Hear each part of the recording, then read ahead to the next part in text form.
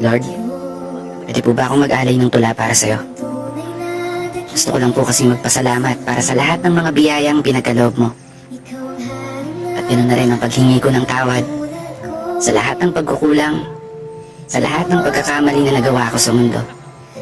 At higit sa lahat, mga panahong pinagdududahan ko ang mga plano mo. Kasi Lord, hindi ko may tatanggi. Minsan, ayoko na. Ang araw na pagod na ako sa lahat ng mga problema kong daladala. Pinipilit ko nang bumangon at imunod ang mata. Sa bawat umaga at ibulong sa sarili na kaya ko pa. Dahilan kung ba't lagi kitang tinatanong na bakit ako pa. Bakit hindi sila? Pero salamat kasi sa lahat ng mga laban ko sa buhay na napagtagumpayan, alam kong kasama kita. Alam ko sa sarili ko na hindi ako nag-iisa. Dahil nandyan ka, para alalayan ako. Kahit pa, minsan, sinusukuan ko na. Yung buhay na niregalo mo.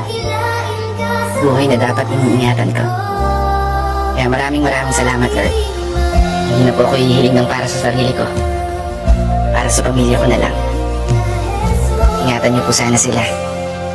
Habang abala ako sa pagharap ng mga hamon, magawa kong makulayan ang mga planong maghahatid ng pagbabago sa buhay na nakasanayan ko. At makapagbigay ng inspirasyon sa iba. Gamit ang tulang nasulat ko para sa'yo. Sa iba, na unti-unti nang nawawalan ng pag-asa. Mga taong nakakaranas ngayon ng matinding karamdaman na hindi na alam kung